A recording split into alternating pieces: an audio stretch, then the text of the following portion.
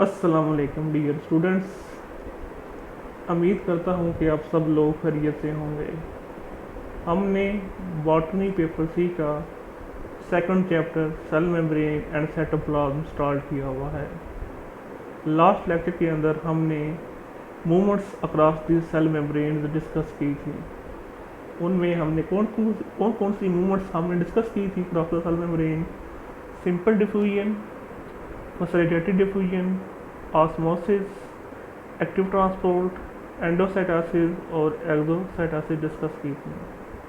आज हम इस चैप्टर का last topic physiochemical nature of cytoplasm discuss करने जा रहे हैं। सबसे पहले हम डिफाइन करेंगे साइटोप्लाज्म को। प्रोटोप्लाज्म का जो लिविंग कंटेंट होता है between the plasma membrane and nucleus is called cytoplasm. और जो यूकेरियोट्स के जो लिविंग कंटेंट्स होते हैं उसको हम डिवाइड करते हैं into the nucleus and cytoplasm. Nucleus और साइटोप्लाज्म को कलेक्टिवली हम प्रोटोप्लाज्म बोलते हैं।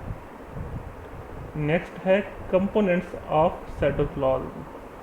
साइटोप्लाज्म जो है इसके अंदर डिफरेंट ऑर्गेनेलीज होती हैं। वो कौन कौन सी ऑर्गेनेलीज हो सकती हैं? Plastids, mitochondria, endoplasmic reticulum, lysosomes, Golgi apparatus, vacuoles and vesicle etc. Cytomembrane system जो है ये बायोलॉजिकल मेम्ब्रेन पर मुश्तमिल होता है और जो ये मेम्ब्रेन्स होती हैं ये डबल लेयर ऑफ फॉस्फोलिपिड पर मुश्तमिल होती हैं। साइटोमेम्ब्रेन सिस्टम जो है ये सेल को डिवाइड करता है इनटू द डिफरेंट कंपार्टमेंट्स, जिसकी वजह से जो साइटोप्लाज्म का सरफेस एरिया है वो इंक्रीज कर जाता है। जो कंपार्टमेंट्स बनते हैं वो डायरेक्टली इन्वॉल्व होते हैं in different metabolic reactions. Her compartment की अपनी फिजिकल और केमिकल एनवायरनमेंट होती है जिसकी वजह से वो डिफरेंट फंक्शन परफॉर्म करते हैं।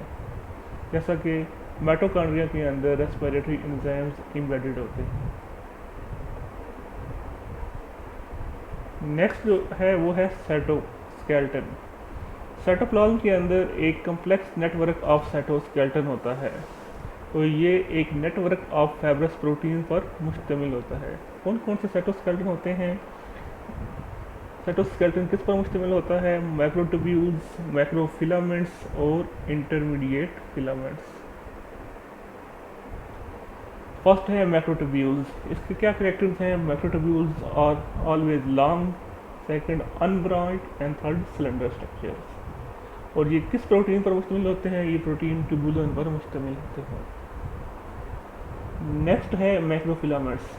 मैक्रोफिलामेंट्स जो हैं ये कंपैरेटिवली मैक्रोट्यूब्यूल से ज़्यादा सिलेंडर होते हैं और इनकी सिलेंड्रिकल शेप होती है और ये एक प्रोटीन कंट्रक्टाइल प्रोटीन एक्टिन पर मुश्तमिल होते हैं या उससे बने होते हैं।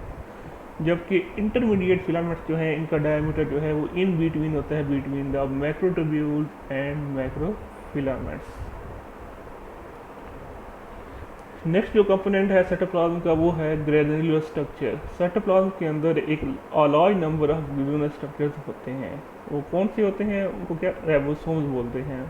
और राइबोसोम्स जो है ये साइटोप्लाज्म के अंदर प्रेजेंट होते हैं और ये प्रोटीन सिंथेसिस में इन्वॉल्व होते हैं। इट मीन कि ये ट्रांसलेशन के प्रोसेस में रोल प्ले करते हैं। नेक्स्ट है साइटोसोल, जो फोर्थ कंपोनेंट है साइटोप्लाज्म का। The soluble part of the cytoplasm को हम बोलते हैं साइटोसोल। ये एक विस्कस मटेरियल होता है और ये लाइट के अंदर लेस विजिबल होते हैं जो साइटोसोल होता है और इस साइटोसोल के अंदर तकरीबन 90% वाटर होता है। साइटोसोल के अंदर जो सेल के जो फंडामेंटल मॉलिक्यूल्स होते हैं और ये मॉलिक्यूल्स कौन से हो सकते हैं? Proteins, glucose, amino acid, salt etcetera. जो ये मॉलिक्यूल्स होते हैं ये दो तरह के सॉल्यूशन बनाते हैं, true solution and colloidal solution. जो स्मॉल मॉलिक्यूल्स और आयंस होते हैं ये ट्रू सॉल्यूशन बनाते हैं और इनमें कौन कौन से मॉलिक्यूल्स आ जाते हैं जो कि ट्रू सॉल्यूशन बनाते हैं? उनमें आ जाते हैं salts, ions, amino acids and glucose। जबकि लार्ज मॉलिक्यूल जो होते हैं वो क्या बनाते हैं, कोलाइडल सोल्यूशन बनाते हैं। कोलाइडल सोल्यूशन जो है ये टू फॉर्म्स के अंदर प्रेजेंट होते हैं, सोल और जेल। जो सोल है ये नॉन विस्कस कोलाइडल सोल्यूशन है, इसको हम बोलते हैं सोल, और ये हमेशा लिक्विड फॉर्म के अंदर प्रेजेंट होता है। जबकि विस्कस कोलाइडल सोल्यूशन जो होता है उसको हम बोलते हैं जेल, और ये हमेशा सेमी सॉलिड फॉर्म के अंदर प्रेजेंट होता है। तो अगर कोई आपसे डिफरेंस पूछे सोल और जेल का, तो आपने ये बताना है कि नॉन विस्कस कोलाइडल सोल्यूशन को हम बोलते हैं सोल, जबकि विस्कस कोलाइडल सोल्यूशन को हम बोलते हैं जेल। जो सोल है ये लिक्विड फॉर्म के अंदर प्रेजेंट होती है, जबकि जेल जो है ये सेमी सॉलिड फॉर्म के अंदर प्रेजेंट होती है।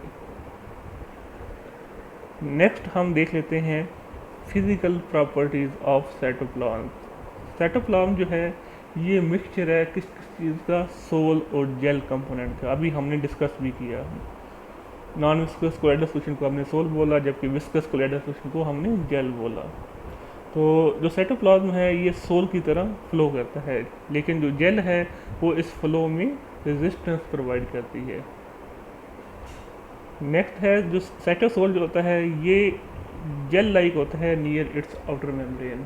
आउटर मेम्ब्रेन के नज़दीक ये जेल लाइक होता है, जबकि इनर एंड के करीब ये सोल लाइक होता है।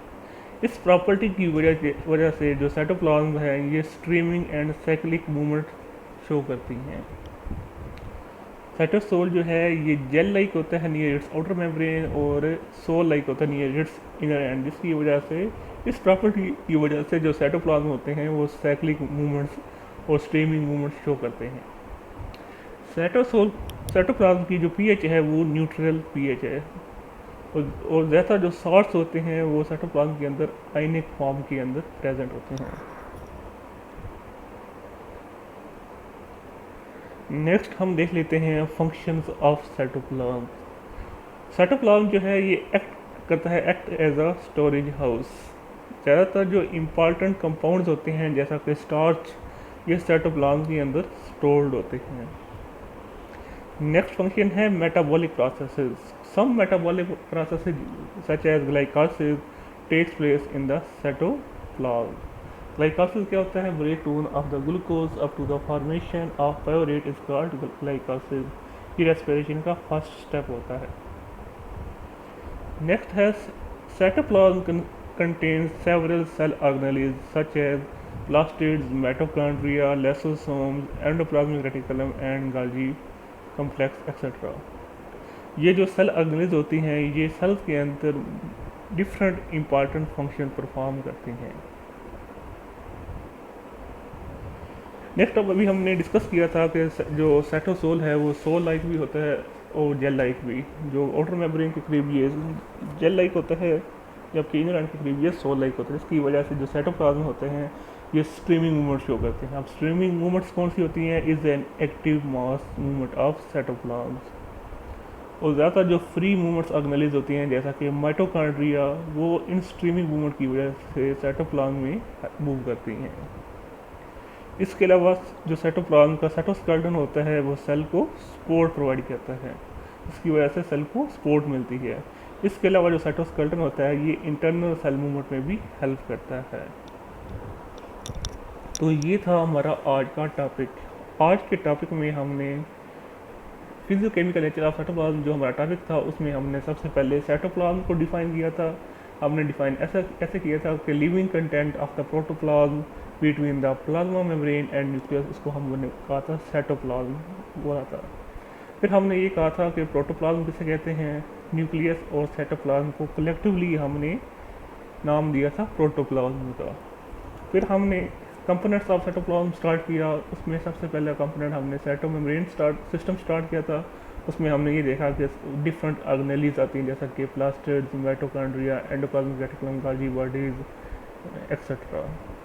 फिर हमने साइटोस्केलेटन को डिस्कस किया। साइटोस्केलेटन में हमने कहा कि ये कम्प्लेक्स नेटवर्क ऑफ साइटोस्केलेटन होता है साइटोप्लाज्म के अंदर, जो कि एक नेटवर्क ऑफ फाइब्रस प्रोटीन्स पर मुश्तमिल होता है। और जो साइटोस्केलेटन है ये किस पर मुश्तमिल था, मैक्रोट्यूब्यूल्स, मैक्रोफिलामेंट्स और इंटरमीडिएट फिलामेंट्स।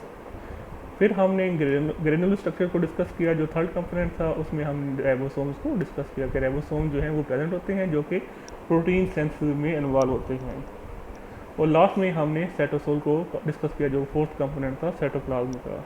हमने ये देखा कि इनके अंदर जो साइटोसोल के अंदर जो मॉलिक्यूल्स होते हैं वो टू फॉर्म के अंदर होते हैं। वो दो तरह के सोल्यूशन बना सकते हैं, ट्रू सोल्यूशन और कोलाइडल सोल्यूशन। तो कोलाइडल सोल्यूशन की हमने फर्दर टू फॉर्म्स पढ़ी, सोल एंड जेल। और फिर हमने ये डिस्कस किया कि what are the physical properties of the cytoplasm. और लास्ट में हमने फंक्शंस ऑफ साइटोप्लाज्म को डिस्कस किया। तो आज ये चैप्टर हमारा ख़त्म हो गया है।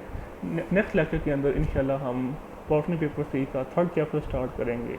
तब तक के लिए अल्लाह हाफिज़।